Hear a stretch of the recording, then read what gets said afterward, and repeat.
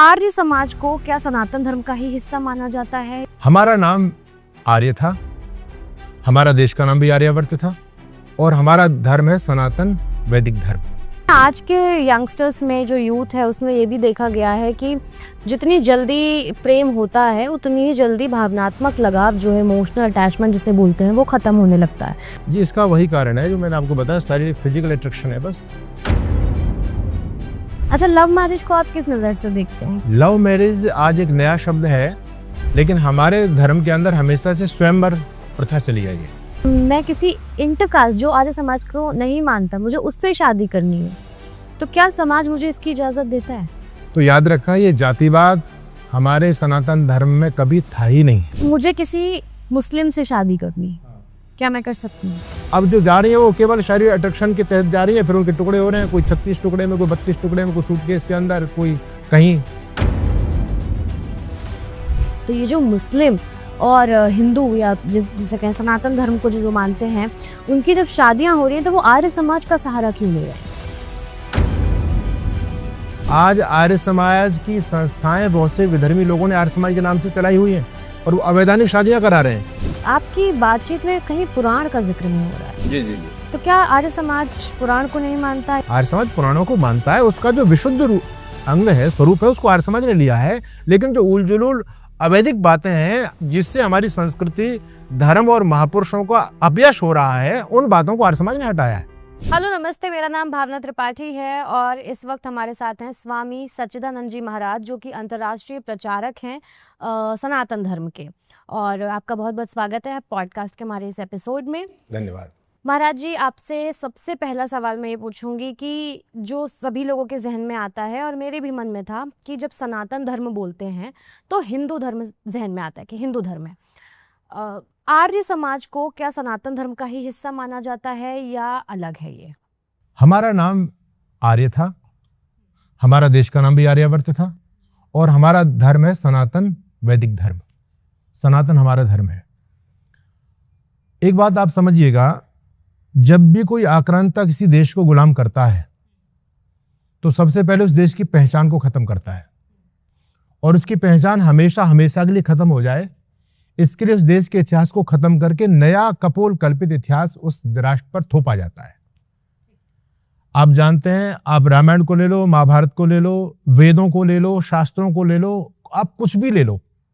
वेद शास्त्र, महाभारत, रामायण हम नहीं समझ सकते क्योंकि हम संस्कृत नहीं जानते आम लोग, लेकिन वो रामायण का सीरियल तो देखते हैं, महाभारत का सीरियल भी देखते हैं, चाणक्य का सीरियल भी देखते हैं। माँ भगवती सीता प्रभु श्री राम को आर्यपुत्र कह के संबोधित करती हैं। गीता को आप देखेंगे, गीता में भी आर्य है, वेदों में भी आर्य है, कृण्वन्तु विश्वम आर्यम, कहीं भी, यहां तक पुराणों में भी आर्य है। जैसे अमेरिका में रहने वाले अमेरिकन, जापान में रहने वाले जापानीज, चीन में रहने वाले चाइनीज, ठीक है, उसी प्रकार से आर्यावर्त में रहने वाले आर्य। तो आर्यावर्त देश का नाम, आर्य हमारा नाम, हमारा धर्म था सत्य सनातन वैदिक धर्म। जब वो लोग आए तो उन्होंने हमको एक नया नाम दिया, हिंदू। देश का नाम दिया हिंदुस्तान। मुस्लिमों के बाद इस देश में क्रिश्चियन लोगों का शासन आया, उन्होंने फिर वो दोनों चेंजिंग किए, उन्होंने फिर नाम बदला, देश का भी नाम बदला, हमारा भी नाम बदला। उन्होंने देश का नाम रखा इंडिया और हमारा नाम रखा इंडिया। आर्यावर्त या भारतवर्ष हमारे देश के दो प्राचीन नाम है जो हमारे ऋषि महर्षियों के द्वारा रखे गए। आज भी बहुत सारे मंदिर हैं, आप काशी विश्वनाथ जाएंगे, मैं पुरानी बात बता रहा हूँ, अब तो नया वो हुआ है, मैं नहीं, अब तब जब से गया नहीं हूँ, वहां भी लिखा आर्य धर्म इतरेषां प्रवेशो निषिद्धा। जो आर्य धर्म को नहीं मानते उनका प्रवेश वर्जित है। आप विष्णु हरिपद मंदिर गया जी के अंदर जाएंगे, जहां लोग श्राद्ध करने के लिए जाते हैं, वहां पर भी लिखा हुआ है कि आर्य धर्म इतरेषां प्रवेशो निषिद्धा। जो आर्य धर्म को नहीं मानते, जो सनातन धर्म को नहीं मानते, उनका प्रवेश वर्जित है, वहां कहीं भी हिंदू धर्म नहीं मिलेगा आपको। तो हमारा धर्म है सनातन। सनातन का मतलब होता है जो सदा से है, जो शाश्वत है, जो अनादि है। दुनिया में धर्म एक ही है, बाकी तो सारे मतपंथ हैं। मतपंथ किसी व्यक्ति के द्वारा चलाए गए होते हैं, उनका एक फाउंडर होता है। जैसे इस्लाम किसने चलाया? मोहम्मद ने चलाया। क्रिश्चियनिटी किसने चलाई? ईसा मसीह ने चलाई। अब सनातन धर्म किसने चलाया? आप इसका कोई जवाब नहीं दे पाएंगे। यही धर्म होता है। धर्म किसी व्यक्ति के द्वारा चलाया गया नहीं होता, धर्म शाश्वत होता है। प्रभु श्री राम से भी पहले सनातन धर्म था, भगवान श्री कृष्ण से भी पहले सनातन धर्म था, गौतम, कपिल, कणाद, ऋषिवर, पतंजलि, महर्षि दयानंद, ये जो हमारी ऋषि परंपरा है, ये सनातन धर्म के फाउंडर नहीं है, ये सभी सनातन धर्म के प्रचारक थे, इन्होंने सनातन धर्म का प्रचार किया। तो हमारा धर्म है सनातन। आर्य समाज और सनातन एक ही चीज है। हमारे सनातन धर्म में कालांतर में जो अंधविश्वास, रूढ़ियां, पाखंड जो छा गया था, महर्षि दयानंद सरस्वती जी महाराज ने आकर के उन्हीं अंधविश्वासों का खंडन किया जो सनातन धर्म में डाल दिए गए थे नहीं, सनातन धर्म के अंग नहीं थे। जैसे मान लीजिए हमारे यहाँ एक बहुत बड़े ऋषि हुए महर्षि मनु, जो मानव शास्त्र के प्रणेता थे, मानव धर्मशास्त्री, जिन्होंने मनुस्मृति लिखी। महर्षि मनु की मनुस्मृति में कोई भी आपको ऐसी चीज नहीं मिलेगी जिस पर देश में विवाद हो जाए, एक भी चीज नहीं है। ना उन्होंने दलितों के खिलाफ लिखा, ना शूद्रों के खिलाफ लिखा। लेकिन आज आप देख रहे हैं देश की राजनीति में कि महर्षि मनु की मूर्तियों को लोग तोड़ रहे हैं, मनुस्मृति को लोग फूंक रहे हैं। महर्षि मनु के नाम से लोगों ने गलत बातें उसमें डाली हैं, वो महर्षि मनु की नहीं थी। महाभारत जब लिखा गया तो उस समय महर्षि वेदव्यास और उनके शिष्यों ने मिलकर के लगभग 9,500 श्लोक इसमें बनाए महाभारत में। उस समय इसका नाम महाभारत नहीं था, उस समय इसका नाम था जय भारत। आज के महाभारत को देखेंगे और उस समय के महाभारत में केवल 9,500 10,000 श्लोक है, और आज के महाभारत की श्लोक संख्या 1.5 लाख पहुंच चुकी है। अपने अपने मनगढ़ंत चीजें हमारी संस्कृति को खत्म करने के लिए, हमारे धर्म को खत्म करने के लिए, हमारे महापुरुषों को कलंकित और बदनाम करने के लिए ये सारा षड्यंत्र पहले भी चला, आज भी चल रहा है। तो महर्षि दयानंद जी महाराज ने जो भी कुछ गलत चीजें सनातन धर्म के अंदर जोड़ी गई थी उनका खंडन किया है। एक भी सनातन मान्यता का खंडन ऋषि दयानंद ने नहीं किया। वो कहते हैं ब्रह्मा से लेकर के जैमिनी ऋषि पर्यंत जो शाश्वत सनातन परंपरा चली आ रही थी, कालांतर में लोग उसको भूल गए थे। मैं उसी परंपरा को तुम्हारे सामने रख रहा हूं, मैं कोई नवीन मत नहीं बना रहा हूं। चलिए, तो आपने कहा कि सनातन धर्म है और आर्य समाज जो है वो कहीं ना कहीं प्रचारक है सनातन धर्म का। और जब हम रीति रिवाज देखते हैं, जब हम प्रथाएं देखते हैं, तो ये यहाँ पे डिफरेंस, यहाँ पे अंतर कैसे आ जाता है? आर्य समाज की शादियाँ अलग तरीके से होती हैं।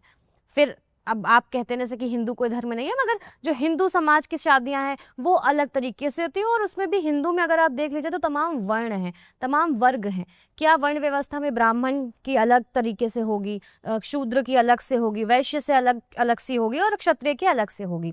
तो ये सारी जो रीति रिवाज, प्रथाएं हैं, मान्यताएं हैं, उन पर आपका क्या कहना? इन सब का कारण है अज्ञानता, मूर्खता।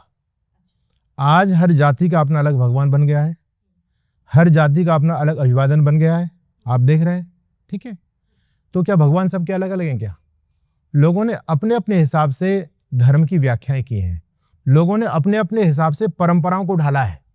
उस परंपरा के मूल में कोई जाना नहीं चाहता, उसके रहस्य को कोई समझना नहीं चाहता। मैं आपको एक स्टोरी सुना देता हूँ, आपको भी रोचक लगेगी। एक अंधा और एक अंधी थे, तो उनकी शादी हो गई। शादी होने के बाद दोनों पति पत्नी अंधे थे, तो जब अंधी जब खाना बनाती थी तो जो रोटी बनाती थी तो कोई बिल्ली आ जाए, कुत्ता आ जाए, रोटी लेके चला जाता था। अब वो बड़ी परेशान, और क्या किया जाए। तो उन्होंने एक आइडिया निकाला कि हम तो भूखे रह जाते हैं, भोजन तो लोग ले जाते हैं।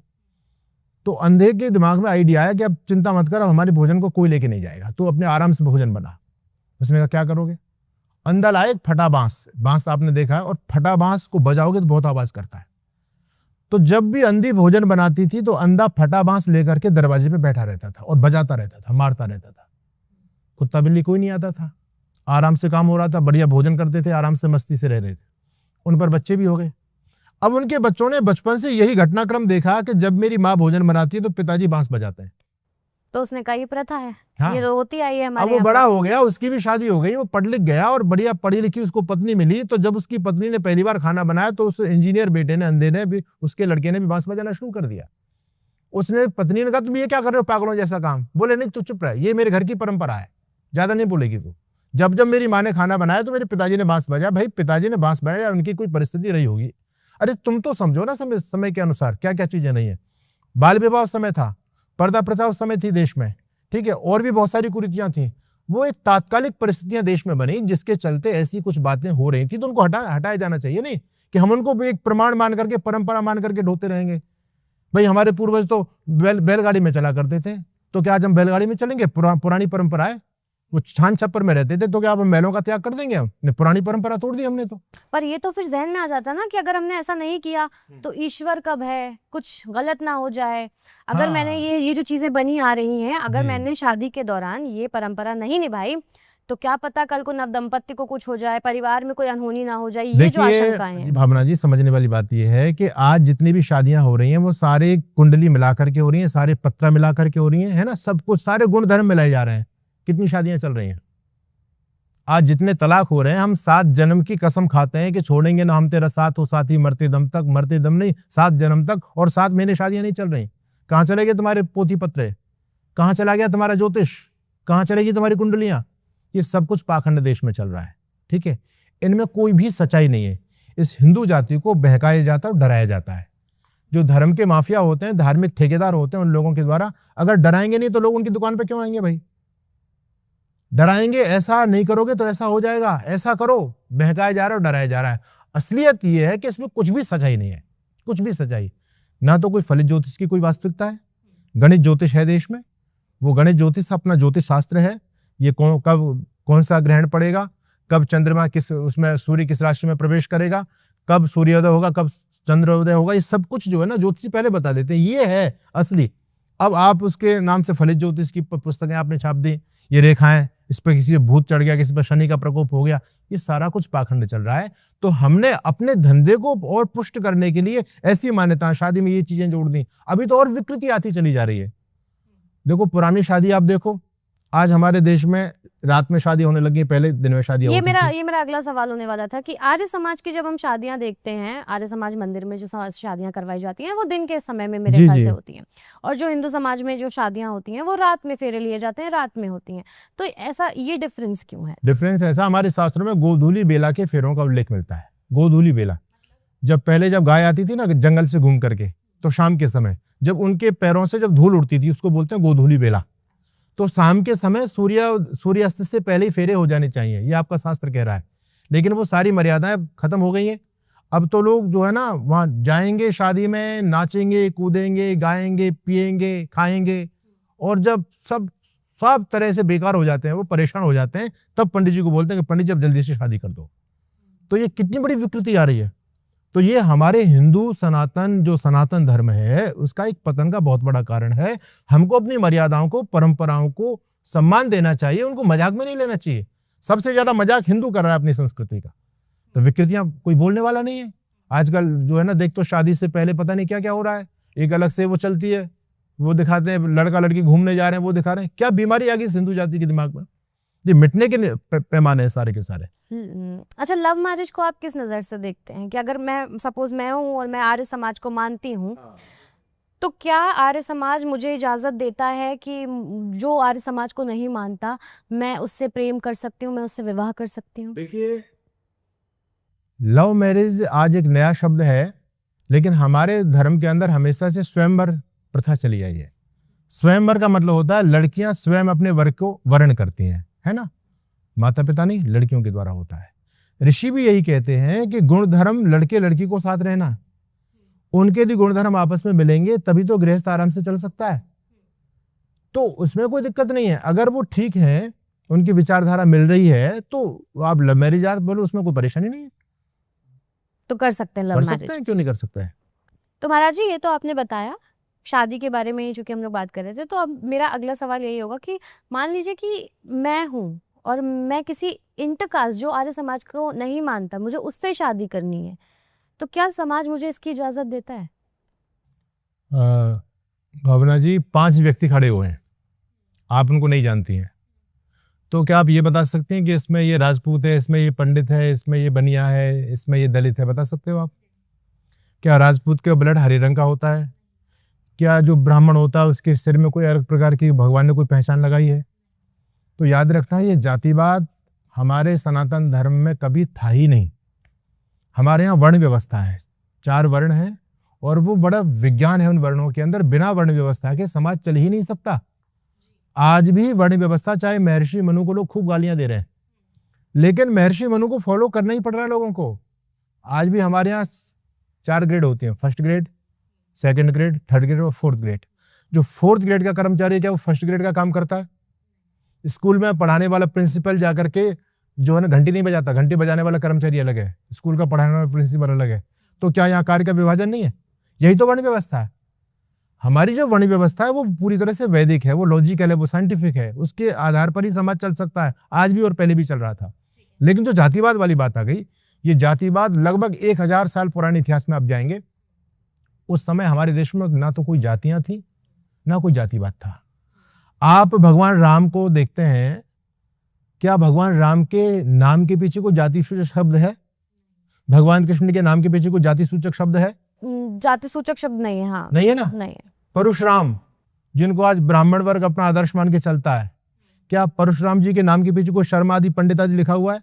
नहीं। महाराणा प्रताप जो एक क्षत्रिय थे, उनके नाम के पीछे कोई जाति सूचक शब्द है?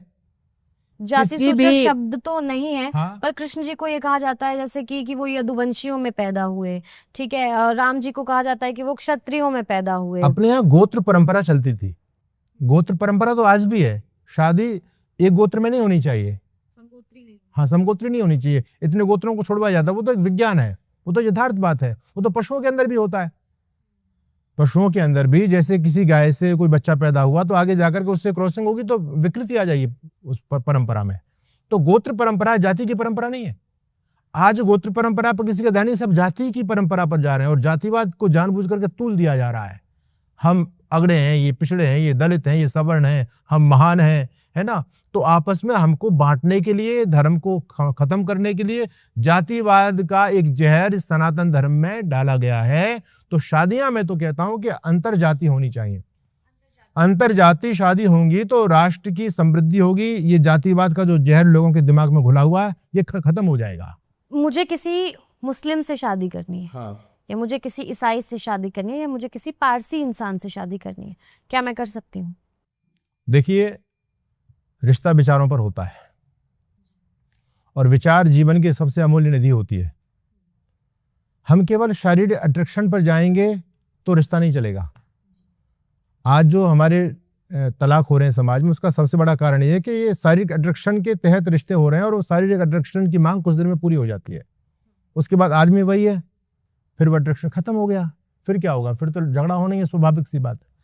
तो जो दूसरे आप जो जिसको आप धर्म कह रहे हैं वो मत है, अगर उस मत की मान्यता ठीक नहीं है तो हमको नहीं करनी चाहिए बिल्कुल भी, क्योंकि मतभेद होंगे। मतभेद होंगे बिल्कुल। दूसरी बात, सबसे बड़ा आज विवाद धर्म को लेकर के, मतों को लेकर के है। जितना देश की सीमाओं को लेकर के विवाद नहीं है, जितना विवाद आज धर्म को लेकर के। आप देखो, एक मत दूसरे मत के खून का प्यासा बना हुआ है। तो विचारधारा इतनी विकृत है, एक मत सबको सर्वे भवन्तु सुखिनः की बात करता है, दूसरा मत केवल अपनी ही कास्ट को ही चाहता है, बस अपने मत वालों को चाहता है, दूसरों को जो गर्दन काटना चाहता है ना। कहां से प्रेम सद्भाव संभव हो सकता है? तो जिनकी विचारधारा उदात्त है वो हमारा सनातन धर्म दुनिया का सबसे महान सनातन धर्म है। तो हम सनातनियों को अपने धर्म में ही शादी करनी चाहिए, इधर उधर नहीं जाने चाहिए। हम क्यों जाएंगे? हमारे पास कमी क्या है? तो अब जो जा रही है वो केवल शारीरिक अट्रैक्शन के तहत जा रही है, फिर उनके टुकड़े हो रहे हैं, कोई 36 टुकड़े में, कोई 32 टुकड़े में, कोई सूटकेस के अंदर, कोई कहीं पैक करके फेंक रहे हैं लोग। यही तो हो रहा है। अच्छा, आप फिल्में वगैरह देखते हैं? स्टार्स एक्टर्स के नाम पता है आपको? नहीं देखते हैं। मैं आपको 2-3 नाम बताती हूँ। एक बड़े मशहूर कलाकार हैं हमारी इंडस्ट्री से, शाहरुख खान उनका नाम है। उनकी जो पत्नी है वो मुस्लिम नहीं है, गैर मुस्लिम, मतलब हिंदू जाट परिवार से आती हैं। सेम शाहरुख की शादी हुई, शाहरुख इस्लाम को मानते हैं। शाहरुख ने और गौरी ने जब शादी की तो आर्य समाज का सहारा लिया, उन्होंने आर्य समाज से शादी की। दिया मिर्जा एक एक्ट्रेस हुई, उन्होंने अपने पूर्व पति साहिल से जब शादी की तो दिया मुस्लिम परिवार से आती हैं, साहिल मुस्लिम परिवार से नहीं थे। दोनों ने फिर शादी की और शादी के लिए आर्य समाज का सहारा लिया। सलमान खान के भाई हैं सोहेल खान, वो मुस्लिम हैं और उनकी जो पत्नी, पूर्व पत्नी नहीं है, सीमा, उन्होंने जब शादी की तो उन्होंने भी आर्य समाज का सहारा लिया। तो ये जो मुस्लिम और हिंदू या जिसे कहें सनातन धर्म को जो मानते हैं, उनकी जब शादियां हो रही हैं तो वो आर्य समाज का सहारा क्यों ले रहे हैं? आज आर्य समाज की संस्थाएं बहुत से विधर्मी लोगों ने आर्य समाज के नाम से चलाई हुई हैं और वो अवैधानिक शादियां करा रहे हैं। ऐसे नोएडा, गाजियाबाद में कई ऐसे लोग पकड़े गए जिनका आर्य सिद्धांतों से कोई लेना देना नहीं है, जो आर्य समाजी भी नहीं है। उन्होंने आर्य समाज का रजिस्ट्रेशन लिया हुआ है और अपना अलग से ट्रस्ट बनाया हुआ आर्य समाज के नाम से, और वहां से सर्टिफिकेट लोगों को दे रहे हैं। तो लोगों ने इसको एक धंधा बना लिया है। हालांकि कोर्ट भी अब सख्त हो रहा है, इन चीजों को खत्म कर रहा है धीरे धीरे करके, और गलत चीजें खत्म होनी चाहिए, चाहे वो आर्य समाज के मंच के तहत हो या किसी भी मंच के तहत हो। है ना, होना ये चाहिए। उदारता आपकी काफी अच्छी लगी कि आपने जी इस बात को बोला। अच्छा, चूंकि हम प्रेम भाव की बात कर रहे थे, हम शादियों की बात कर रहे थे, तो कहीं ना कहीं आज के यंगस्टर्स में जो यूथ है उसमें ये भी देखा गया है कि जितनी जल्दी प्रेम होता है उतनी ही जल्दी भावनात्मक लगाव जो है, इमोशनल अटैचमेंट जिसे बोलते हैं, वो ख़त्म होने लगता है। वो कहीं ना कहीं दूरियां आने लगती हैं। फिर अगर इस दौरान हमारी शादी हो गई है तो सिर्फ हम खाना पूर्ति के लिए वो शादी निभा रहे हैं, जब तक चल रही है तब तक खींच रहे हैं। इसका क्या कारण है, ये जो इमोशनल डिटैचमेंट हो रहा है ये? जी, इसका वही कारण है जो मैंने आपको बताया, शारीरिक फिजिकल अट्रैक्शन है बस, उसके तहत प्रभावित होकर के शादियां हो रही हैं और वो ज़्यादा दिन तक टिकने वाला नहीं। देखो, शादियां यदि गुणों के आधार पर होंगी तो व्यक्ति के स्वभाव के आधार पर होंगी तो स्वभाव तो बदलता नहीं है, शक्ल सूरत तो बदल जाती है कुछ दिन में, है ना। मान लीजिए कोई लड़का किसी लड़की से बहुत प्रेम करता है, बहुत प्रेम करता है, उसकी शक्ल को देख करके कल को कोई दुर्घटना घटित हो जाए, वो जल जाए, उसका चेहरा विकृत हो जाए, तो क्या होगा उसके प्रेम का? उसका प्रेम तो खत्म हो गया, है ना। तो वो केवल शक्ल को देख के शादी की है, क्योंकि प्रेम का आधार ही शक्ल था, हाँ। शादी के आधार ही शक्ल तो था। हमारा जो ऋषि परंपरा रही है सनातन धर्म के अंदर, वो गुणों के आधार पर रही है, ठीक है। आज भी जो परंपरा चली उसमें गुण मिलान करते हैं लोग, उसका एक पाखंड बढ़ गया है, लेकिन उसमें भी गुण मिलाए जाते हैं, शक्ल नहीं मिलाई जाती। ये अच्छी बात है कि शक्ल भी ठीक होनी चाहिए, इसका हम निषेध नहीं कर रहे, लेकिन आज पूरी तरह से लोग शक्ल पर जा रहे हैं बस, है ना। बाल खाल और गारों पर समाज मरता चला जा रहा है और इसके अलावा कुछ भी नहीं देख रहा है बस। तो वो उसका दुष्परिणाम समाज में आ रहा है। इसलिए एक परंपरा ये थी, जो पहले हमारे यहाँ शादी की व्यवस्था थी, वो गुरुकुलों में कन्याएं भी पढ़ती थी और गुरुकुलों में बच्चे भी पढ़ते थे। कन्या और लड़कों का गुरुकुल अलग अलग होता था, तो आचार्य उनके पास में रहती थी, उधर आचार्य लड़कों के पास में रहते थे, वो उनके स्वभाव को जानते थे। तो मैं आगे बढ़ती हूँ और अपने सवालों को आगे की तरफ लेके जाती हूँ कि जैसे प्रवचन जो अपना चलता है आजकल, ट्रेंड में बहुत रहता है, क्योंकि आजकल हर कोई प्रवचन दे रहा है, सोशल मीडिया का युग है।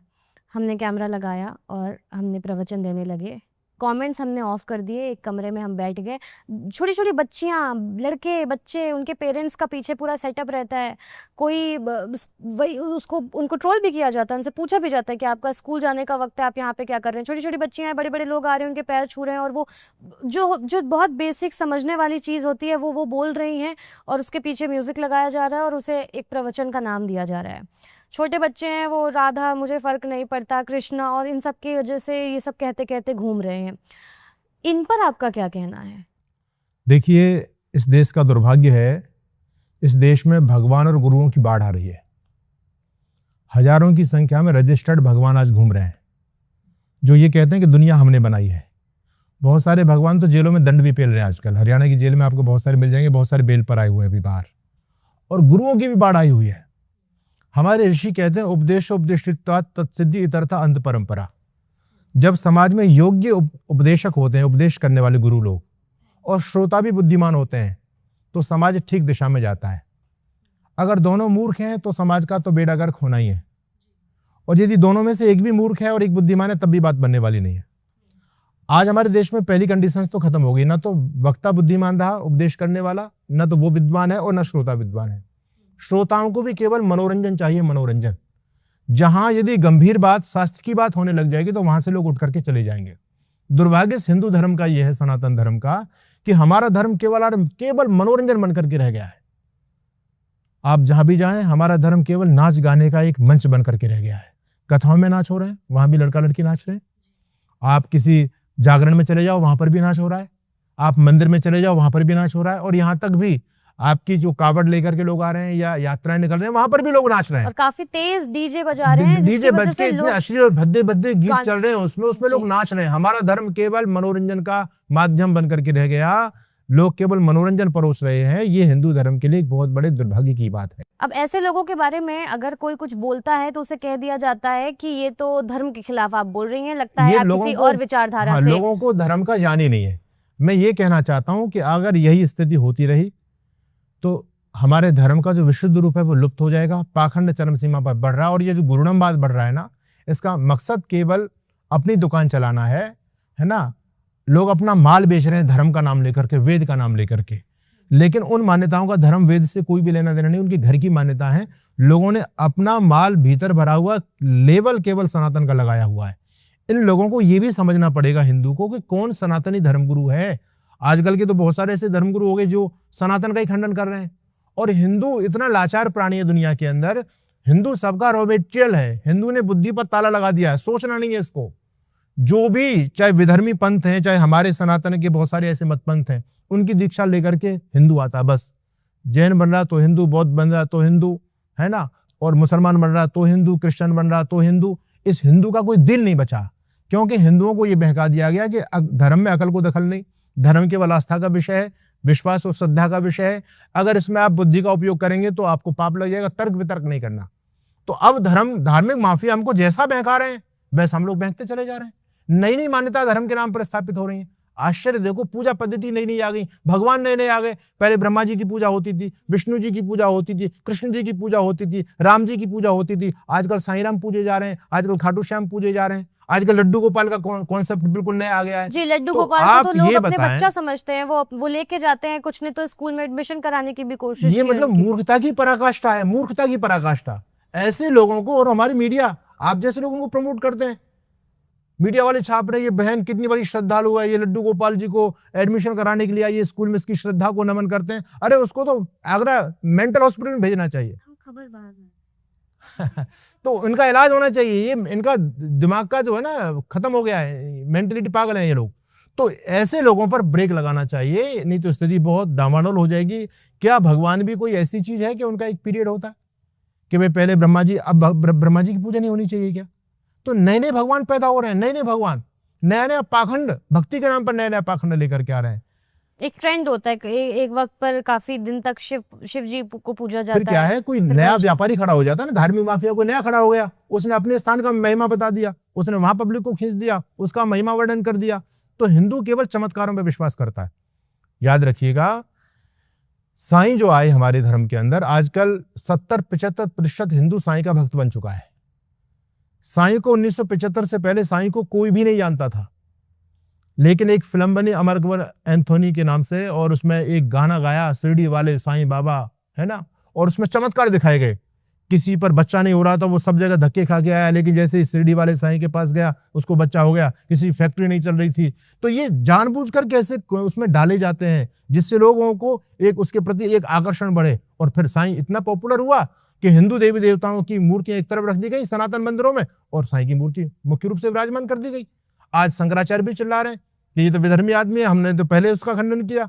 तो ये क्या हो रहा है, ये हिंदू जब तक बौद्धिक स्तर पर सबल नहीं बनेगा तब तक लोग उसको ऐसे डराते रहेंगे, बहकाते रहेंगे, अपना प्रयोजन सिद्ध करते रहेंगे। ये नए नए गुरु घंटाल पैदा होते रहेंगे। अभी हाथरस में देखा आपने कितने लोगों को मार दिया, भगदड़ मच गई। उसकी चरण रज लेने के लिए लोग भाग रहे हैं। उसने वहां हैंडपंप लगवाए हुए अपने आश्रम में, बोले कोई ऐसा भी रोग हो और वहां का पानी पी करके जाओ, रोग खत्म। पागल बना रहे हैं पब्लिक को। सरकार को कानूनी कार्रवाई करनी चाहिए इन लोगों के ऊपर। फिर तो सारे हॉस्पिटल बंद करा दो ना आप लोग। तो कोई धर्मगुरु कोई मन की बात लेकर के आ जाता है, कोई नया चमत्कार लेकर के आ जाता है। ये सारे के सारे दुकानदार लोग हैं, इनको वास्तव में धर्म से कोई लेना देना नहीं है। धर्म के नाम पर जो मान्यताएं आज चल रही हैं, ऐसी ऐसी मान्यताएं जिनका धर्म से कोई लेना देना है ही नहीं, वास्तविकता तो ये है, लेकिन धर्म के नाम से बहुत चरम सीमा पर बढ़ती चली जा रही है। आज बताओ, आज मंदिर ज्यादा बन रहे हैं या पुराने समय मंदिर ज्यादा थे? पुराने समय में पहले से आज मंदिर ज्यादा है, आज ज्यादा है। हाँ, आज कथाएं ज्यादा हो रही है, पुराने समय में ज्यादा थी, वो आज हो रही है, आज हो रही है। हाँ। आज जगराते ज्यादा हो रहे हैं, पुराने समय में ज्यादा हो रहे थे, आज हो रहे हैं। आज ये साईं की चौकी और वहां से कोई झंडा लेकर के जा रहा है, ये आज ज्यादा हो रहा है, पुराने समय में ज्यादा था। आज का व्यक्ति ज्यादा सुखी है या पुराना व्यक्ति ज्यादा सुखी था? सुखी तो पुराना ही वक्त, पूरा यहाँ बिल्कुल उल्टा हो गया। इसका मतलब सुख है धर्म का फल। अगर पुराना व्यक्ति सुखी था तो ये निश्चित था कि पुराना व्यक्ति धार्मिक था।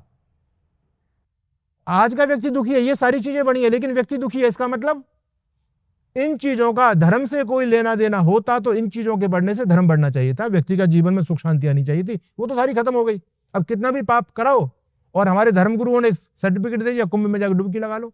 एक तो शंकराचार्य ने स्टेटमेंट दे दिया, बोले कोई मुसलमान कुंभ में नहीं जाएगा और कोई आर्य समाजी भी नहीं जाएगा। क्यों? क्योंकि आर्य समाजी भी ये नहीं मानता कि कुंभ में जाने से, गंगा स्नान से पाप माफ हो जाते हैं। तो इसका मतलब जो कुंभ में जा रहे हैं वो सारे पापी जा रहे हैं, पाप मिटाने के लिए जा रहे हैं। ये जो आपने नया कॉन्सेप्ट दिया कि गंगा में स्नान करने से, भागवत कथा करने से पाप माफ हो जाते हैं, तो इससे धरती पर पाप बढ़ेंगे या घटेंगे? पाप तो बढ़ेंगे। कितना भी पाप करो, गंगा जी में डुबकी लगा लो, पाप माफ। भाई एक व्यक्ति किसान था और उसका एक गाय जो आवारा घूम रही थी उसको परेशान कर रही थी, तो वो ज्यादा परेशान हुआ, उसको गुस्सा आया तो उसने कुछ ऐसा हमला कर दिया और वो मर गई। मर गई तो उसको बड़ा पश्चाताप हुआ, अरे गाय मर गई, ये तो बहुत बड़ा पाप हो गया। तो वो अब क्या करे, गंगा स्नान के लिए गया, उसकी पूंछ काट के लेके गया गंगा स्नान, बहुत सारे गाँव में घूमते हुए, मांगते हुए, रोते हुए, चिल्लाते हुए। तो उसकी पत्नी ने कहा कि जब तुम गंगा जी जा ही रहे हो, एक गाय तो मर गई है, एक सांड और है वो भी बहुत ज्यादा परेशान कर रहा है, उसको भी मार जाओ, और साथ साथ तुम जाओगे तो दोनों का पाप माफ हो ही जाएगा। तो इससे पाप बढ़ा या पाप घटा? भगवान कृष्ण कह रहे हैं कि आपने जो किया भोगना पड़ेगा। आपकी गीता कह रही है, रामायण कह रहे हैं, महाभारत कह रही है, वेद कह रहा है। लेकिन आजकल के पाखंडी धर्मगुरु केवल अपनी दुकान चलाने के लिए, हमसे दीक्षा ले जाओ भाई, हमको गुरु बना लिया, फिर भी तुमने पाप का फल भोगना पड़ा, तो हमारा गुरु बनाने का फायदा क्या है? तो अपनी दुकान चलाने के लिए लोगों को बहका रहे हैं। ये यथार्थ बात है कि आज सनातन धर्म को केवल लोगों ने व्यापार बना दिया, पाखंड चरम सीमा पर फैलता चला जा रहा है। डोरे गंडे ताबीजों में ये पूरा सनातन धर्म जकड़ के रख दिया। आज देखो पाखंड कितना चरम सीमा पर है। आज से 10 साल पहले आपको किसी लड़की के पैर में काला धागा नहीं मिलेगा, लेकिन आजकल लड़की नहीं, लड़के भी कम नहीं है, सब काले काले धागे में जकड़े पड़े हैं। भाई क्या हो जाएगा इससे? काले धागे से क्या हो रहा है? कहते हैं काला धागा अच्छा होता है, इससे नजर से बच जाते हैं।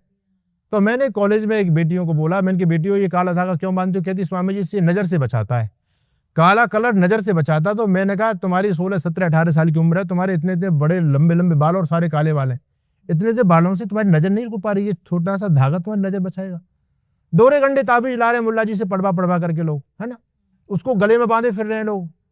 तो ये सारा का सारा पाखंड धर्म के नाम पर व्यापार, विशुद्ध व्यापार चल रहा है। अब हर गली में एक नया महाराज आ गए, उनके भाई मेरा व्यापार कैसे चलेगा, मुझे रोटी रोजी तो चाहिए। बोले ये हिंदू को बहकाना बहुत सरल है, समझाना बहुत कठिन है, बहका लो। जो इस हिंदू जाति को जितना ज्यादा बहकाने में एक्सपर्ट होगा उतना बड़ा धर्मगुरु बन जाएगा वो, उसके पीछे लाखों चेलों की फौज मिल जाएगी आपको। तो क्या करें? बोले मंदिर बना दो ना। ये एक ऐसा सस्ता व्यापार है, इसमें कोई घाटा है ही नहीं। आप कोई दूसरा बिजनेस करेंगे तो आपको रिस्क रहेगी, भाई व्यापार चलेगा नहीं चलेगा, है ना, इतनी आपकी पूंजी लगानी पड़ेगी, हानि ना हो जाएगी। इसमें क्या है?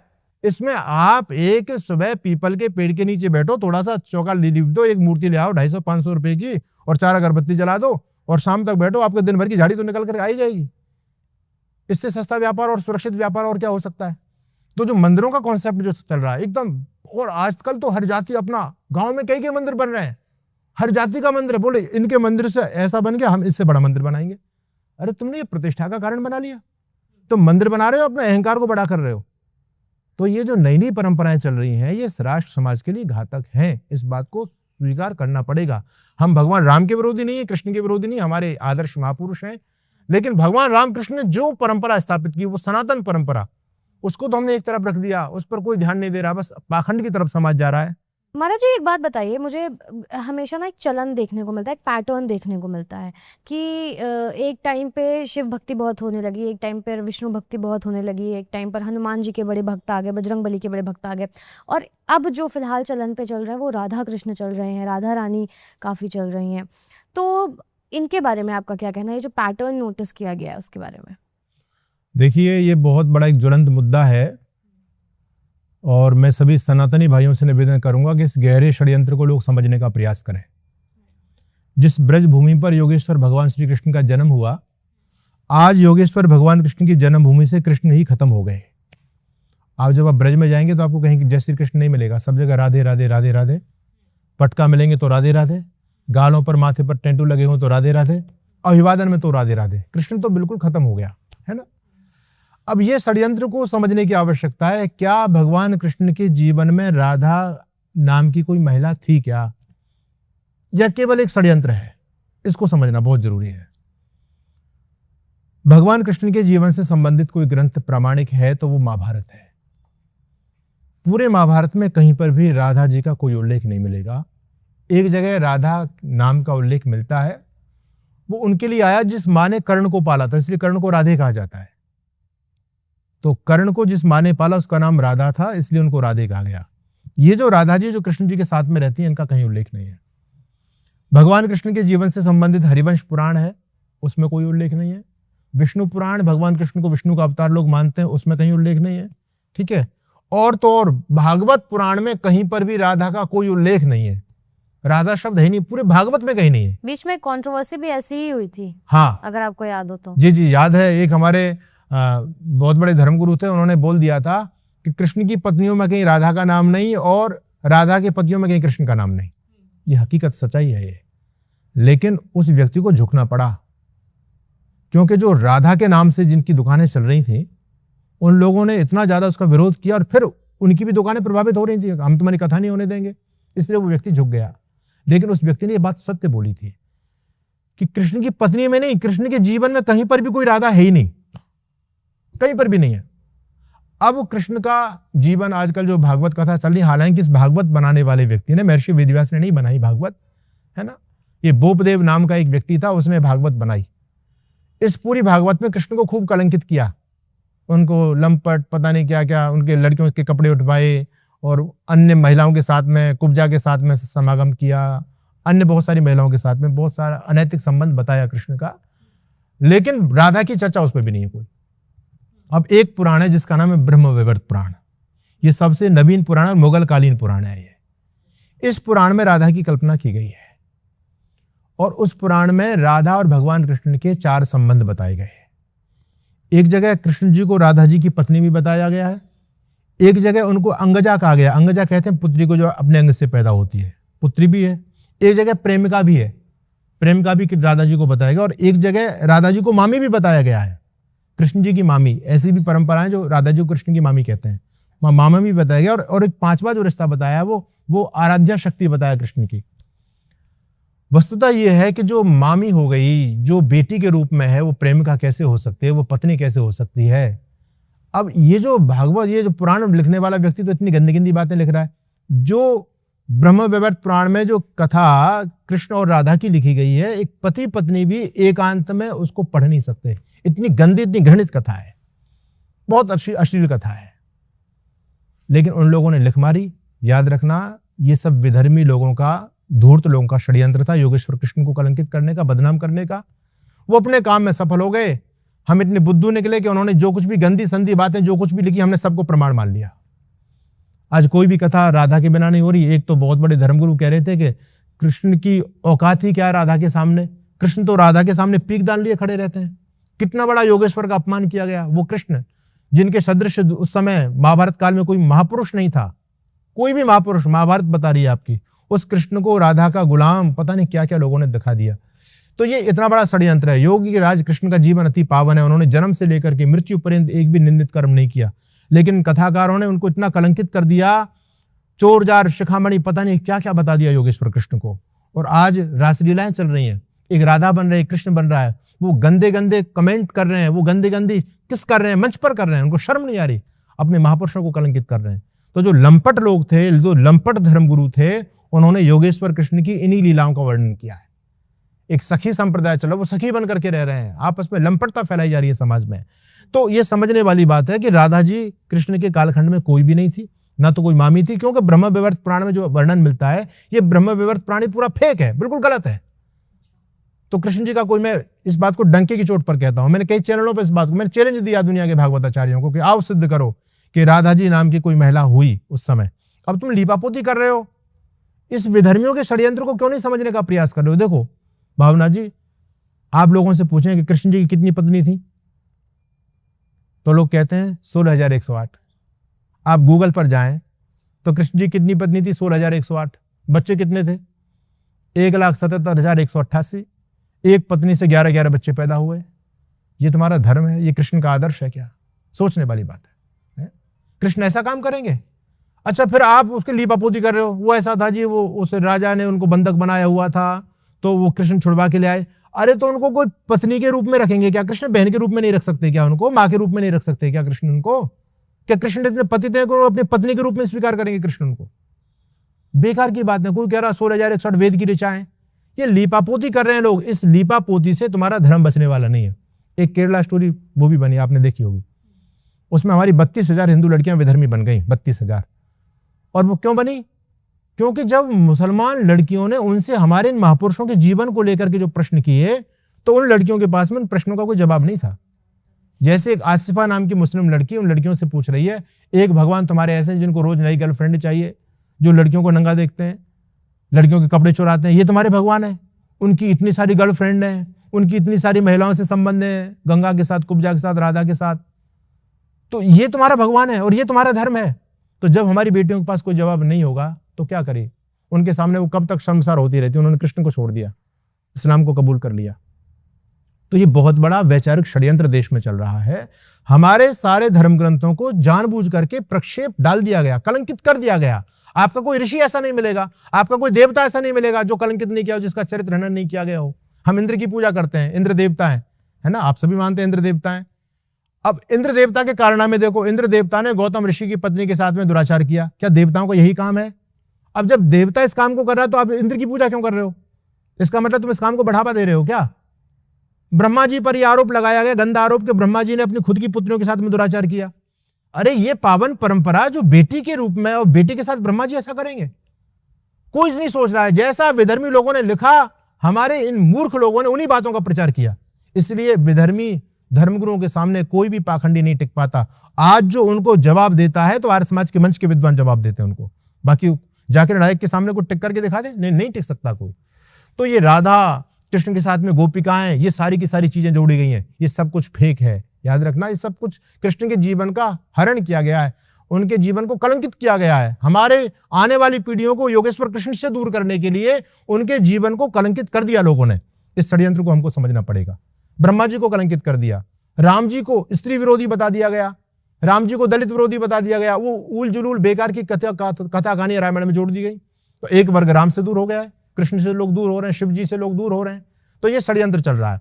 तो मैं फिर आपके चैनल के माध्यम से कहना चाहता हूं कि राधा और कृष्ण का कोई भी संबंध नहीं है, कोई भी संबंध, कैसा भी संबंध नहीं है। ये एक बहुत बड़ी फेक घटना है और ये बहुत बड़ा एक षड्यंत्र हमारे योगेश्वर कृष्ण को कलंकित और बदनाम करने का चला है। और मैं आर्य समाज के प्लेटफॉर्म से, जो हमारे सनातन धर्मगुरु हैं, इस विषय में कभी कोई डिबेट की आवश्यकता हो तो मैं बिल्कुल पूरी तरह से तैयार हूं और बहुत स्पष्ट रूप से इस बात को कहता हूं कि ये बहुत बड़ा एक षड्यंत्र है। इस षड्यंत्र से योगेश्वर कृष्ण को बचाओ। कृष्ण बचेंगे तो कृष्ण की पीढ़ियां बची जाएंगी, नहीं तो आपके बच्चे आने वाले समय में विधर्मी बनेंगे या नास्तिक बनेंगे। क्योंकि आज जो उलझुल कथाएं हमारे बच्चों को बताई जा रही हैं, उन कथाओं से कोई बच्चा सेटिस्फाई नहीं है। तो आने वाले समय में वो धर्म को छोड़ेगा या फिर वो नास्तिक बनेगा।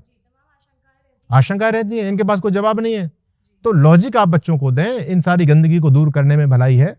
तो ये आपका अच्छा प्रश्न था जी। अच्छा, अब भगवान जैसे हम बोलते हैं, चाहे वो कृष्ण हो, शिव हो, कोई भी हो, हम भगवान जो शब्द है, ये भगवान शब्द कहाँ से आया और हम भगवान क्यों बोलते हैं? एक बहुत अच्छा आपका प्रश्न है। आज भगवान को लेकर बहुत बड़े कंफ्यूजन है।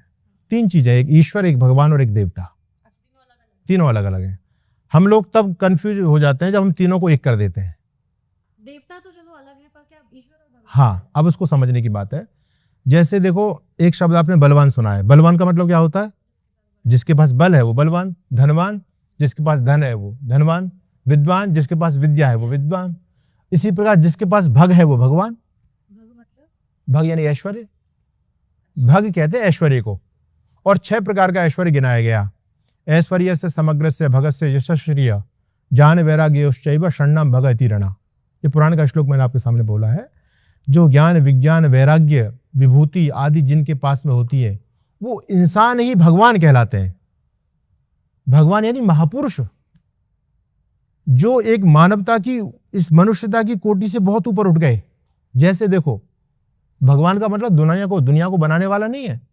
जैसे लोग कहते हैं, जैनी लोग कहते हैं भगवान महावीर, तो क्या महावीर जी से पहले दुनिया नहीं थी क्या? भगवान बुद्ध, क्या बुद्ध से पहले दुनिया नहीं थी?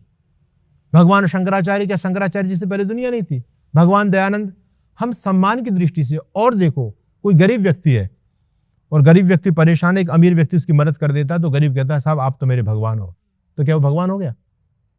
तो भगवान का मतलब जो एक मनुष्यता की कोटि से ऊपर उठ करके, जो जिसके अंदर दयालुता है, मानवता है, प्रेम है, करुणा है, ज्ञान है, वैराग्य है, ये सब विभूतियां जिसके पास में, उसको भगवान कहते हैं। भगवान का मतलब होता है महापुरुष। तो कृष्ण महापुरुष थे, भगवान थे। राम महापुरुष थे, भगवान थे। शिव महापुरुष थे, भगवान थे। ठीक है, हाँ, ईश्वर। ईश्वर वो है जो इस पूरे अखंड ब्रह्मांड नायक है, जो पूरे समष्टि को, पूरे संसार को, अरबों खरबों गैलेक्सियां हैं, आकाश गंगाएं, उन सबको बनाने वाला एक ही जगत पिता परमात्मा है, जो निराकार, जो चेतन तत्व, जिसका मुख्य नाम ओम है, जिसकी उपासना कृष्ण भी करते हैं, जिसकी उपासना राम भी करते हैं। शिव भी ओम नमः शिवाय का जाप कर रहे हैं। आज भी हम जब कोई मंत्र पाठ करते हैं तो सबसे पहले उसी ईश्वर का नाम लिया जाता है। भगवान के अनंत नाम है, लेकिन ओमकार का नाम लेकर के मंत्र शुरू होता है वेद का, है ना। तो ओम जो है यूनिवर्सल ट्रुथ ओम है। आज हर संस्कृति के मूल में ओम है। है ना। और जो ना यूनिवर्सल साउंड भी वैज्ञानिक जिसको बोलते हैं वो भी ओंकार के रूप में है। तो ये जो ओंकार तत्व है ये ईश्वर है, जो निराकार है ना, जिसकी कोई आकृति नहीं है, जो पूरे ब्रह्मांड के अंदर समाया हुआ है, वो ईश्वर है।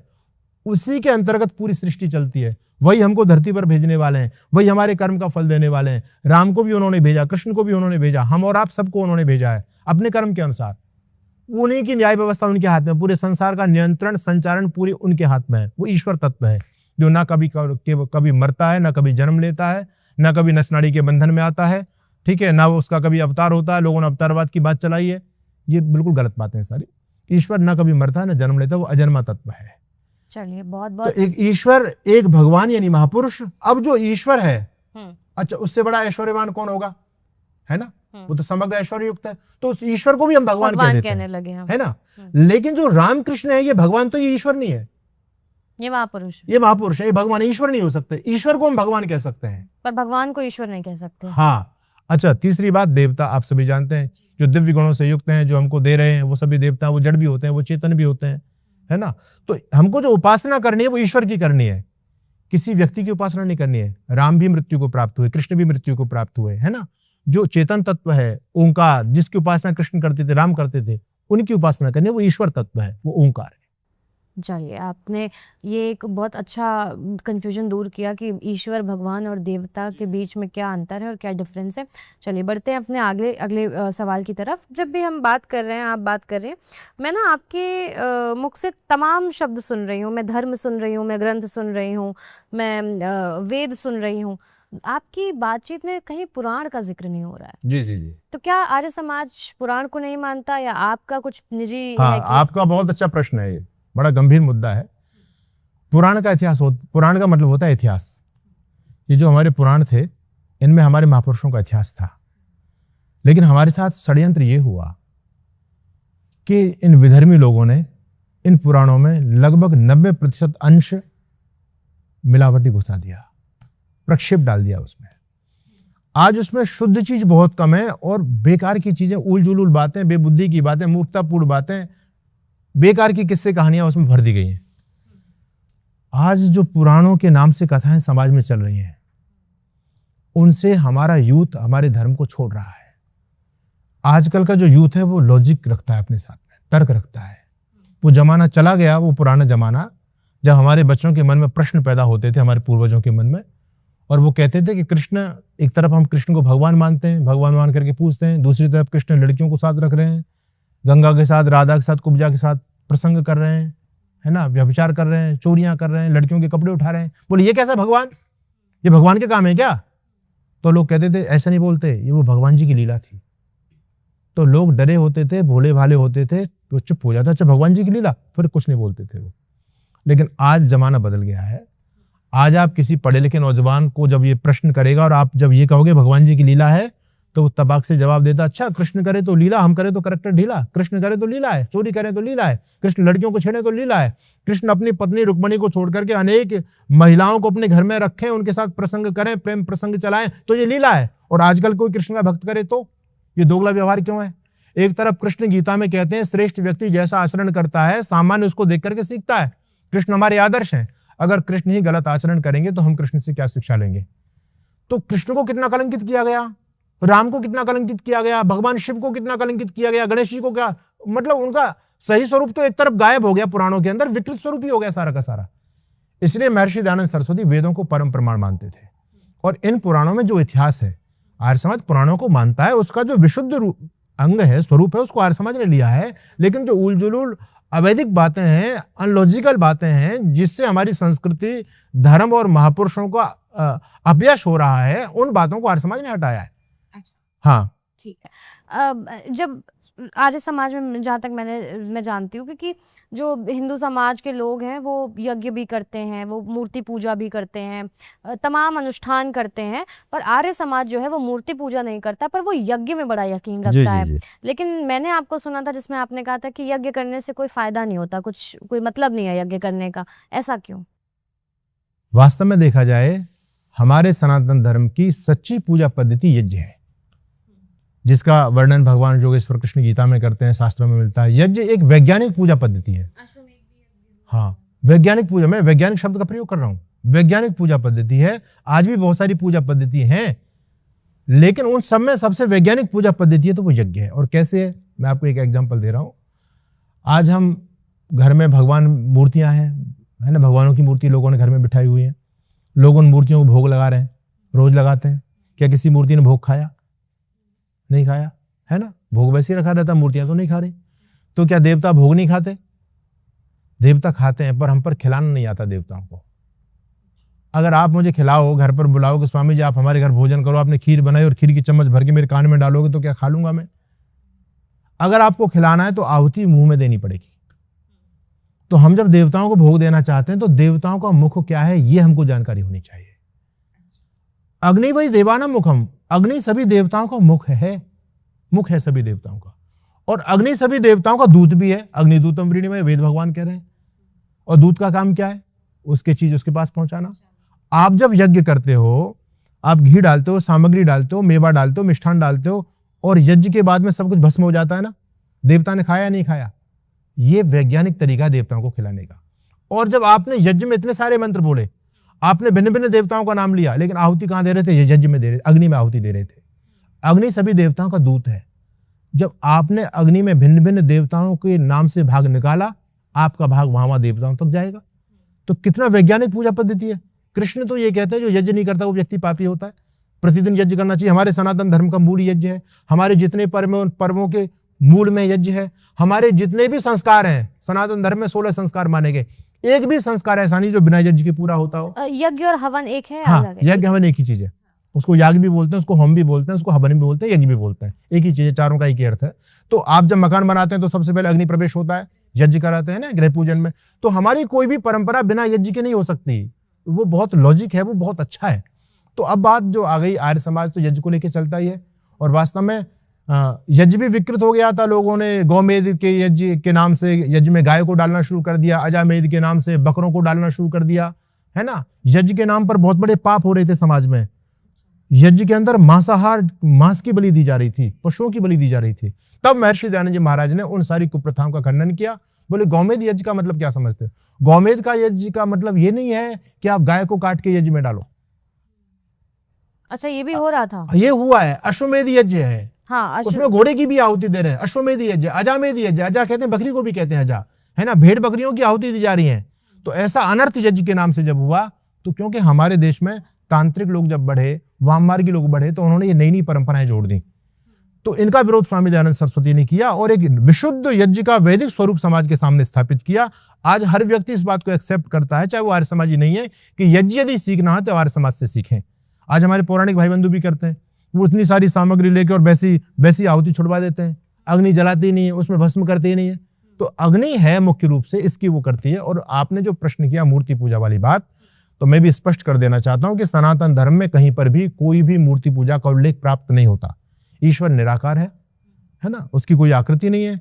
जब उसकी आकृति नहीं तो आप उसकी मूर्ति कैसे बना सकते हो? वेद में एक भी मंत्र प्रमाण कहीं पर भी प्राप्त नहीं होता है। मूर्ति पूजा का खंडन केवल आर्य समाज ने नहीं किया, स्वामी दयानंद सरस्वती ने नहीं किया। मूर्ति पूजा का खंडन आदि गुरु शंकराचार्य ने किया। मूर्ति पूजा का खंडन स्वामी विवेकानंद जी ने किया। मूर्ति पूजा का खंडन कबीरदास जी ने किया, दादू जी ने किया। सारे संतों ने मूर्ति पूजा का विरोध किया है। मूर्ति पूजा तो है नहीं, मूर्ति पूजा तो बहुत नवीन है, अभी की कुछ समय की चली हुई है। इस संसार को बने 2 अरब वर्ष हो लिए, कहीं कोई मूर्ति पूजा नहीं मिलती। आज भी जब आप ध्यान करते हैं, आप ऋषि महर्षियों के फोटो को देखेंगे तो वो किसी मूर्ति का ध्यान नहीं करते, वो एकदम समाधिस्थ होकर के आंख बंद करके समाधि को प्राप्त होते हैं, है ना। अपने मन मंदिर में परमात्मा को खोजने का प्रयास करते हैं। बाहर के मंदिर में ईश्वर मिलने वाला नहीं है। ये मंदिरों में हमारे महापुरुषों की मूर्तियां हैं। महर्षि दयानंद सरस्वती ने मूर्तियों का विरोध नहीं किया, मूर्ति पूजा का विरोध किया। भाई राम हमारे महापुरुष हैं, कृष्ण हमारे महापुरुष हैं, हमारे दादी दादा पिता, उनका चित्र हमारे घर में होना चाहिए, हमको प्रेरणा लेनी चाहिए। अब उन चित्रों को हम ईश्वर मान करके उनसे कुछ प्रार्थना करने लग जाएं, आप हमारा ये कर दो, आप हमको ये दे दो, ये पाखंड शुरू होता है। तो अयोध्या में जो मंदिर था उसको बाबर ने उसको तोड़ा था, वह मस्जिद बनाई थी, वो हमारा भगवान राम की पैतृक जन्मभूमि अयोध्या, तो वहां पर मंदिर बनना ही चाहिए था। अब ये बात अलग है कि मंदिर के साथ जो पाखंड जुड़ रहा है ये गलत है, इसका आर्य समाज खंडन कर रहा है। बाकी वहां मंदिर बने, भगवान राम की मूर्ति हो, वहां बढ़िया गुरुकुल चले, वहां गौशाला हो, वहां यज्ञ पर अनुसंधान हो, वहां वेद का पठन पाठन हो, बहुत अच्छा कार्य है, होना चाहिए। तो मूर्ति पूजा जो है ये वैदिक नहीं है, अवैदिक है पूरी तरह से। एक दुनिया का सबसे बड़ा शास्त्रार्थ हुआ था महर्षि दयानंद सरस्वती का काशी नगरी के अंदर, और उसमें एक भी स्वामी दयानंद अकेले थे और उनके प्रतिपक्ष में लगभग 350 पंडित मिलकर के एक प्रमाण नहीं प्रस्तुत कर पाए मूर्ति पूजा के पक्ष में। ऋषि दयानंद की विजय हुई, सारे पंडित हार गए, वेद में मूर्ति पूजा कहीं नहीं है। तो ये तो लोगों की दुकानें हैं। और मैं आपको एक बात बताऊं, आज जो मूर्तियां बन रही हैं, लोगों ने भगवान को अपना रूप दे दिया कि उनकी 2 आंखें होंगी, हाँ ऐसे दिखते हैं, वो ऐसे दिखते हैं अपने, मतलब आदमी हर चीज में अपना दिमाग घुसाता है, हर चीज में। तो उसने भगवान बना, बोले भगवान कैसे होगा? बोले भगवान भी हमारी तरह ही होगा। हमने सोचा कि हमारी तो 2 आंखें हैं, 2 आंखों से हम सामने देखते हैं, अब भगवान तो सब और देखते हैं, तो भगवान की 2 आंख से काम नहीं चलेगा। तो फिर भगवान जी के भी चारों तरफ देखते हैं, तो 4 आंख होनी चाहिए, तो फिर 4 आंखें, तो फिर 4 मुंह भी होने चाहिए, तो ब्रह्मा जी के 4 मुंह बना दिए। हमारे 2 हाथ हैं, हम कम काम करते हैं, भगवान तो बहुत बड़े बड़े काम करते हैं। तो फिर लोगों ने अपने दिमाग से सोचा भाई 2 हाथ से काम नहीं चलेगा, ज्यादा हाथ लगाओ, किसी का 8 हाथ लगा दिए, किसी को 6 हाथ लगा दिए, है ना। खुद सो रहे हैं तो भगवान को सुला रहे हैं, खुद खा रहे हैं तो भगवान को खिला रहे हैं, खुद शादियां विवाह कर रहे हैं तो भगवान की भी कर रहे हैं, है ना। खुद को गर्मी लगती है तो हम एसी की व्यवस्था करते हैं, भगवान जी के मंदिर में एसी। खुद को सर्दी लगती है सर्दी में तो भगवान की मूर्ति के पास भी कंबल पहुंच जाता है। ये कितना बड़ा पाखंड चल रहा है। वो मूर्ति तो है, उसको क्या सर्दी गर्मी की अनुभूति हो रही है क्या? सोचने वाली बात है। और दूसरी बात मैं आपको जो बताना चाह रहा हूं, देखो आदमी ने कितना बड़ा एक छलावा किया, और ये आदमी का स्वभाव है। मैं इसको छलावा क्या कहूंगा, इसको स्वभाव कहूंगा। जैसे आदमी ने जिसकी भी मूर्ति बनाई है, उसकी मूर्ति तो अलग प्रकार की भी है, लेकिन आदमी ने जिसकी मूर्ति बनाई वो अपने हिसाब से बनाई। आप सूर्य को रोज देखते हैं, क्या सूर्य की कोई आकृति दिखाई दे रही है आपको? आंख नाक कान मुंह दिखाई दे रहा है? गोल दिख रहा है, गोल दिख रहा है, उसमें ना तो कोई नाक है, ना आंख है, ना कोई मुंह है, कुछ भी नहीं है। लेकिन जब आदमी ने सूर्य की मूर्ति बनाई तो उसको भी अपनी आकृति दी। आप गूगल पर सूर्य भगवान का फोटो देखना, जो सूर्यवंशी लोग हैं वो अपने घर में सूर्य का फोटो रखते हैं। कैसे? आंख नाक कान सब बना दिए और ऐसा गोल करके, और फिर आग की लपटें निकाली, बोले सूर्य भगवान है। गंगा मैया है, गंगा का मतलब बहता हुआ पानी, सरित प्रवाह, उसकी क्या आकृति हो सकती है? लेकिन जब आदमी ने गंगा मंदिर बनाया तो उसकी भी मूर्ति बनाई, क्योंकि गंगा स्त्रीलिंग है तो उसको स्त्री का रूप दिया। ऊपर से लेके यहां तक स्त्री का बहुत सुंदर रूप दे दिया, नीचे से जल की धाराएं निकाली, बोले गंगा मैया है। तो गंगा मैया ऐसी है क्या?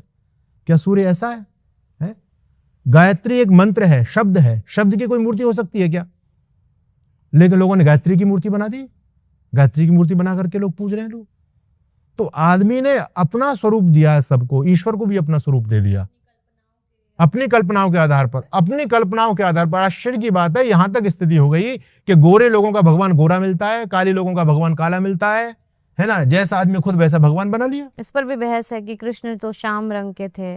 अभी जब कृष्ण नहीं, आप जब दक्षिण भारत की तरफ जाएंगे तो वहां के लोग थोड़े थोड़े सांवले होते हैं, तो वहां मंदिरों में सारी काली काली मूर्ति आपको मिलेंगी।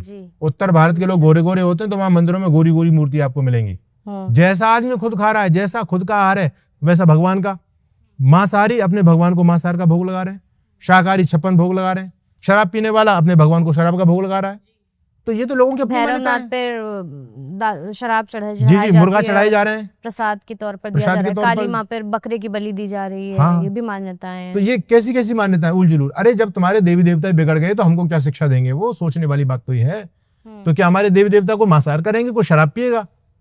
अच्छा, मेरा जहन कहीं वहां अटक गया जब आपने ब्रह्मा जी के 4 मुख की बात करी है। आर्य समाज में एक सवाल पूछती हूँ, मुझे एक शब्द में आंसर दीजिएगा कि आर्य समाज का आधार क्या है? वेद। आर्य समाज का आधार वेद है। वेद है। ब्रह्मा जी के 4 मुखों से वेद निकला है, ये माना जाता है। क्या आर्य समाज इसे मानता है? नहीं, ब्रह्मा जी के 4 मुंह से वेद कहाँ से आए? हाँ वही तो बात है ना, ब्रह्मा जी के 4 मुंह नहीं थे। अच्छा, ब्रह्मा जी का मुंह तो एक ही था, ठीक है। ब्रह्मा जी का मुंह एक है, और ब्रह्मा मतलब ब्रह्मा ईश्वर का ही एक नाम है। ब्रह्मा जो सबसे महान है, सबसे बड़ा, इसलिए ईश्वर को ब्रह्मा बोलते हैं, है ना। तो उस ईश्वर ने ही हमको वेद का ज्ञान दिया है। अब ये तो लोगों ने अपनी कल्पना की है कि ब्रह्मा जी के 4 मुंह बना दिए, है ना। दशानन रावण के 10 मुंह बना दिए। क्या 10 मुंह का आदमी कोई हो सकता है? आज किसी का 2 मुंह का बच्चा पैदा हो जाए तो हालत खराब हो जाती है लोगों की, है ना। तो ना तो ब्रह्मा जी के 4 मुंह थे, अब आपको ब्रह्मा जी को चतुर्मुख इसलिए आप कह दें कि उनके मुंह से 4 वेद निकले इसलिए वो चतुर्मुख हैं, ये एक अलग बात हो गई। तो किसी ने तो वेद लिखा होगा ना? नहीं, अब लिपि के रूप में वेद आपको पुस्तक के रूप में आज प्राप्त हो रहे हैं। अंग्रेज लोग कहते हैं, आज की जो हिस्ट्री आपको ये बता रही कि वेद 5000 साल पुराना है, हम कहते हैं वेद 2 अरब वर्ष पुराना है। अब वो किस आधार पर कह रहे हैं? आजकल की जो लाइब्रेरियों में उन्होंने जो ग्रंथ देखे उनमें सबसे प्राचीन ग्रंथ उनको वेद मिला, और दुनिया की अवधि वो केवल 5000 साल मानते हैं, तो उन्होंने कह दिया वेद 5000 साल पुराना है। तो ये बात बिल्कुल सत्य है कि दुनिया की लाइब्रेरी में वेद आपको मिला है तो वेद सबसे पुराना है। आजकल की पुस्तकों में वेद सबसे पुराना है, लेकिन वेद केवल 5000 साल पुराना नहीं है। उस समय कागज आया तो वेद का छपना शुरू हुआ, है ना। उससे पहले पत्रों पे लिखता था।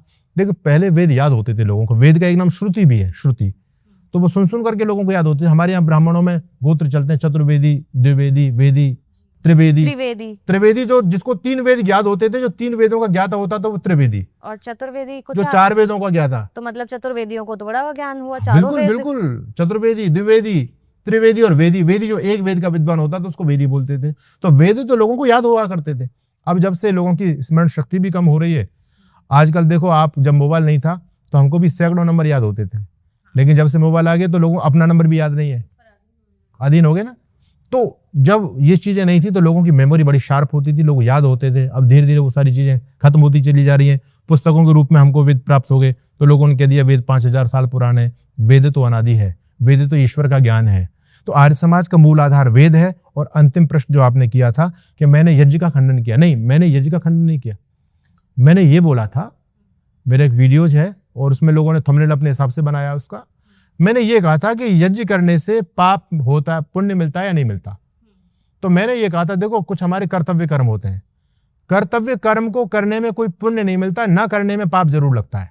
हम जितने अपने शरीर से, अपने संसाधनों से वातावरण को दूषित करते हैं, उतने अनुपात में यदि हमने यज्ञ कर लिया तो हमने इतना जो गंदा किया वातावरण को यज्ञ करके बराबर कर लिया। यहां तक हिसाब किताब बराबर है, कोई पाप पुण्य वाली बात नहीं है। नहीं करेंगे तो पाप चढ़ता चला जाएगा। और वातावरण को अशुद्ध तो कर रहे हैं, लेकिन शुद्ध करने के लिए यज्ञ नहीं कर रहे तो पाप बढ़ेगा, है ना। यज्ञ कर रहे हैं तो मामला बराबर रहा, हाँ पुण्य भी मिलेगा। यदि आप अधिक यज्ञ करोगे, हमारे ऋषि लोगों ने 16 आहुति का विधान दिया है। 16 आहुति आप सुबह की, 16 आहुति शाम की, इतनी आप दे लेंगे, वहां तक तो आपका हिसाब किताब बराबर है। लेकिन आप जब अधिक यज्ञ करोगे, अधिक आहुति दोगे, तो आपका वो सब ऐड होता चला जाएगा आपके खाते में, तो पुण्य भी आपको मिलेगा। ये मेरा कहने का मतलब था उसका।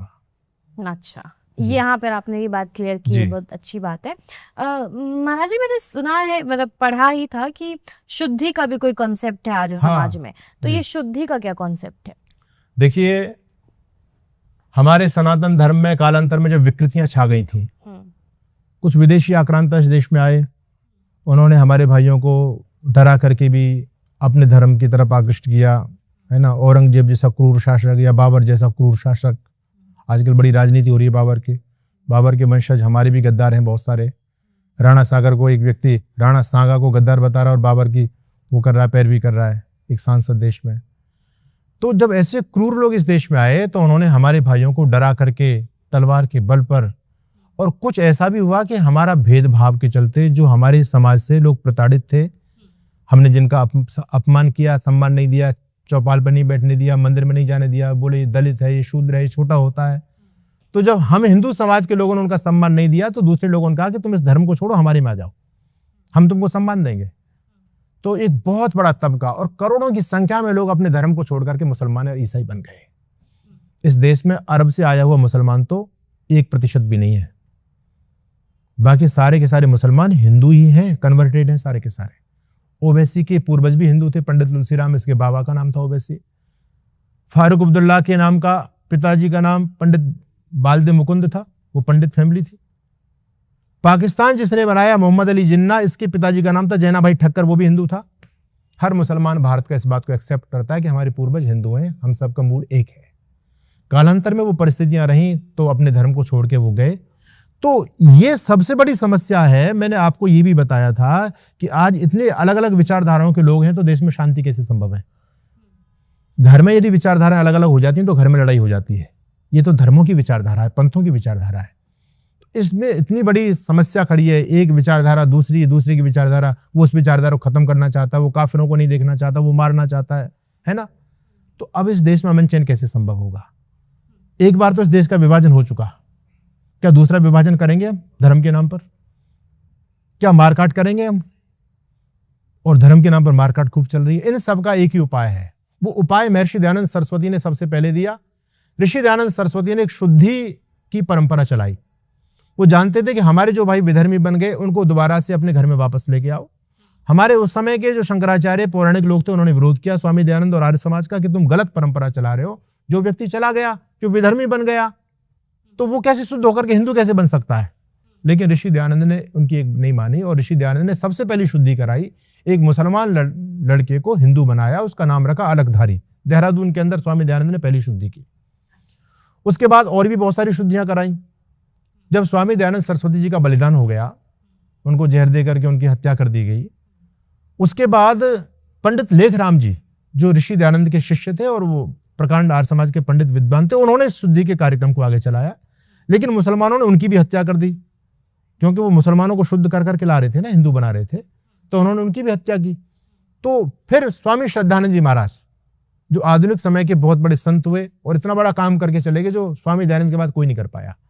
स्वामी श्रद्धानंद जी महाराज ने शुद्धि का एक आंदोलन पूरे देश में छेड़ दिया और स्वामी श्रद्धानंद जी ने इस काम को इतने विशाल स्तर पर लेके गए कि उसमें लाखों लाखों लोगों की घर वापसी कराई स्वामी श्रद्धानंद जी ने। ऐसे बहुत सारे 84 गांव एक एक जिले में है ना, जो उन सबको शुद्ध करके सनातनी वैदिक बनाया, आर्य बनाया, हिंदू बनाया, उन सबको स्वामी श्रद्धानंद जी ने। गांधी ने स्वामी श्रद्धानंद जी के कार्यों का विरोध किया। अगर गांधी स्वामी श्रद्धानंद जी के कार्यों में रोड़ा ना अड़ाता तो इस देश में आज मुसलमानों की समस्या नहीं होती, इस देश में ईसाइयों की समस्या नहीं होती। वो लोग तैयार हो गए थे, बहुत बड़े पैमाने पर घर वापसी देश में हो रही थी, लेकिन गांधी ने सबका मटिया मेट कर दिया, सत्यानाश कर दिया आर्य समाज के आंदोलन का। आज भी हम इस शुद्धि के चक्र को चलाते हैं। मैं भारतीय हिंदू शुद्धि सभा जो स्वामी श्रद्धानंद जी ने स्थापित की थी उसका मैं प्रधान हूँ वर्तमान समय में। हमारे आरएसएस के भाई बंधु भी घर वापसी के नाम से उस अभियान को चलाते हैं। ये अभियान स्वामी श्रद्धानंद का था, ऋषि दयानंद और आर्य समाज का अभियान था। आज बहुत जरूरी है, आज बहुत जरूरी है। शुद्धि ही एक देश में प्रेम और भाईचारे को स्थापित करने का एक माध्यम हो सकता है, क्योंकि जब तक विचार अलग अलग रहेंगे तब तक प्रेम सद्भाव भाईचारा संभव नहीं है। तो वैचारिक मतभेद को समाप्त करने की जरूरत है, ऐसा आपका कहना है। अब जैसे मान लो एक व्यक्ति गाय को मां मान रहा है और एक गाय को सब्जी के साथ रोटी के साथ खा रहा है, तो कैसे प्रेम संभव हो सकता है? तो भाई इनको ये बताया जाए कि तुम भी तो गाय को मां मानते थे, आओ जब वो हमारी विचारधारा में आ गया तो फिर गौ हत्या की समस्या खत्म हो जाएगी, नहीं हो जाएगी? अलगाववाद की समस्या खत्म। हम इस मातृभूमि को अपनी मां मानते हैं, लेकिन इस देश में लोग कह रहे हैं भारत तेरे टुकड़े होंगे इंशाल्लाह इंशाल्लाह। जब वो भी हमारी विचारधारा में आ जाएंगे तो भारत की अखंडता पर प्रश्न चिन्ह खत्म हो जाएगा, है ना। देश की हमारी बहन बेटियों को लव जिहाद में फंसाया जा रहा है। हजारों की संख्या में हमारी बहन बेटी हर साल विधर्मियों के घरों तक जा रही हैं लव जिहाद में फंस करके। ये लव जिहाद की समस्या खत्म हो जाएगी। थूक जिहाद, लैंड जिहाद, कितने सारे जिहाद चल रहे हैं। लोग पेशाब कर करके पिला रहे हैं क्योंकि ये काफिर है, ये इनका धर्म भ्रष्ट करो। अरे जब हम सबका एक ही धर्म हो जाएगा तो ये भी तो लव जिहाद की समस्या, थूक जिहाद की सारी समस्या खत्म हो जाएगी। शुद्धि देश की हर समस्या का समाधान है। इसलिए मैं कहता हूं इस देश में लगभग 30 करोड़ मुसलमान है। अगर 15 करोड़ हिंदू ये संकल्प कर ले कि मैं अपने जीवन में 2 लोगों की शुद्धि करूंगा, तो ये आज जो समस्या हो रही है बहुत विकराल। आप बांग्लादेश में, आप बंगाल में देख रहे हैं ना, अभी दंगा हुआ है, हिंदुओं को टारगेट किया गया है, मारा गया हिंदुओं को। बांग्लादेश में आपने देखा है 6-6 साल की बेटियों के साथ रेप किए गए, क्या क्या नहीं हुआ। इन सारी समस्याओं का समाधान केवल एकमात्र शुद्धि है, घर वापसी। उस पर हमको काम करना पड़ेगा, तभी आपका देश, धर्म, संस्कृति और संतति बच सकती है। बाकी कितनी भी आलीशान कोठी बना लो, बचने वाले नहीं है। लोगों ने पूरा होमवर्क किया हुआ है, लोग इंतजार कर रहे हैं कि कब जाकर के हम इनके घरों को कब्जाएंगे, और पहले खूब कब्जा आया लोगों ने। तो ये जो विचारों की लड़ाई बहुत तेजी से चल रही है, तो हम इस शुद्धि के यज्ञ को बहुत आगे तक ले जाना चाहते हैं। हम पूरे हिंदू समाज से आग्रह करते हैं और अपने उन मुसलमान भाइयों से भी कहना चाहते हैं कि हमारे पूर्वज एक है, हमारा रक्त एक है, हमारा डीएनए एक है।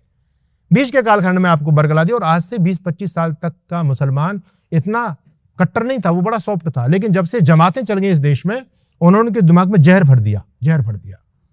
तो अब तो वो समझने के लिए तैयार नहीं है, अब तो अलग से गजबाई हिंदी की सोच रहे हैं। तो बहुत बड़ी समस्या, राष्ट्रीय समस्या बहुत है, तो इसके लिए शुद्धि का काम करना पड़ेगा। चलिए महाराज जी, आपसे बात करके मुझे बहुत अच्छा लगा। आपने तमाम बहुत सारी विषयों को कवर किया। आपने सारी जितनी मेरे संदेह थे और जितने आई एम श्योर कि आप लोगों के सवाल रहे होंगे, मैंने पूरी कोशिश की कि मैं वो सवाल पूछूं।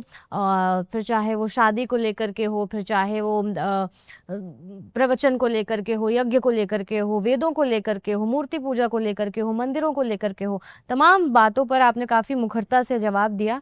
बहुत बहुत शुक्रिया हमारे साथ जुड़ने के लिए, बहुत बहुत धन्यवाद आपका। और इसी तरीके से आप अपने वक्त हमें देते रहेंगे भविष्य में भी, और मेरे ख्याल से आप इसी के साथ हमें ये जो पॉडकास्ट है ख़त्म करना चाहिए। बहुत बहुत धन्यवाद आपका हमारे साथ जुड़ने के लिए, और आप लोगों का बहुत बहुत धन्यवाद इस वीडियो को देखने के लिए। Stay tuned with us for the next episode of this podcast.